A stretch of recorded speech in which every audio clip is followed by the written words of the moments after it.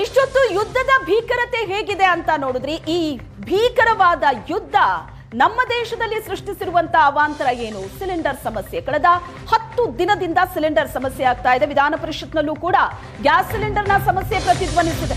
ಶಾಸಕರ ಭವನದಲ್ಲಿ ಶಾಸಕರಿಗೆ ತಿಂಡಿ ಸಿಗ್ತಾ ಇಲ್ಲ, ಇಂದಿರಾ ಕ್ಯಾಂಟೀನ್ನಲ್ಲೂ ತಿಂಡಿ ಸಿಗ್ತಾ ಇಲ್ಲ ಅಂತ ಐವನ್ ಡಿಸೋಜಾ ಹೇಳಿದ್ದಾರೆ. ಹಸಿದು ಬಂದಿದ್ದಾರೆ, ಐವನ್ಗೆ ಇಡ್ಲಿ ವಡಾ ಕೊಡಿ ಅಂತ ಛಲವಾದಿ ಹೇಳ್ತಾರೆ. 10 ನಿಮಿಷ ಅನುಮತಿ ಕೊಡ್ತೀನಿ, ತಿಂದು ಬಾ ಅಂತ ಸಭಾಪತಿ ಹೇಳ್ತಾರೆ. ಸರ್ಕಾರವೇ ಉತ್ತರ ಕೊಡಬೇಕು ಅಂತ ಸಭಾಪತಿ ಹೊರಟ್ಟಿ ಇದಕ್ಕೆ ಉತ್ತರವನ್ನ ಕೊಡ್ತಾರೆ.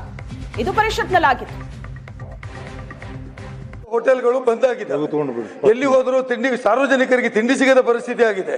ಇಂದಿರಾ ಕ್ಯಾಂಟೀನ್ಗಳಲ್ಲಿ ತಿಂಡಿ ಸಿಗುವುದಿಲ್ಲ, ಅವರು ಬಂದ್ ಮಾಡಿದ್ದಾರೆ. ದಯವಿಟ್ಟು ಸರ್ಕಾರವನ್ನು ಕರೆದು ಏನಾಗಿದೆ ಅಂತ ಒಂದು at least what is the situation in Karnataka, ಯಾವಾಗ ಸುಧಾರಣೆ ಆಗ್ತದೆ, ಏನು ಪರಿಸ್ಥಿತಿ ಅಂತ ಆದರೂ ತಾವು ಸಾಮಾನ್ಯರ ಜನರಿಗೆ ಗಮನಕ್ಕೆ ತರಬೇಕಲ್ಲ ಸರ್.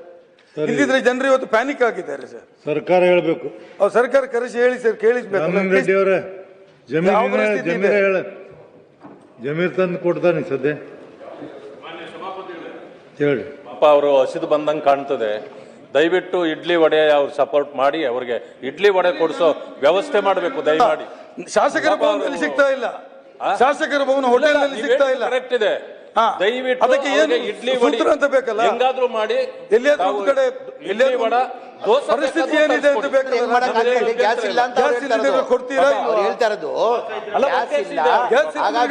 ಮಾಡಕ್ ಸಾಧ್ಯ ಆಗಿಲ್ಲ. ಅವ್ರು ಹೇಳ್ತಾರೆ ಇಡ್ಲಿ ವಡೆ ಮಾಡಿಲ್ಲ, ದೋಸೆ ಮಾಡಿಲ್ಲ, ಸಿಗ್ತಾ ಇಲ್ಲ ಬಿಕಾಸ್ ಆಫ್ ಗ್ಯಾಸ್ ಇಲ್ಲ.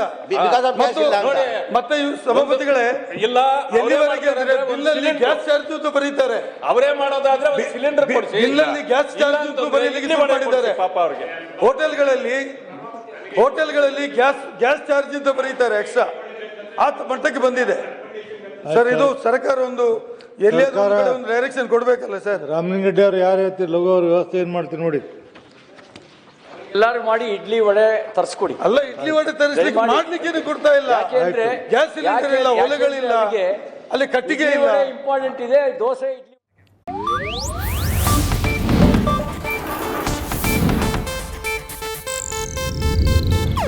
ಇದು ಏಷ್ಯಾನೆಟ್ ನ್ಯೂಸ್ ನೆಟ್ವರ್ಕ್ ಪ್ರಸ್ತುತಿ.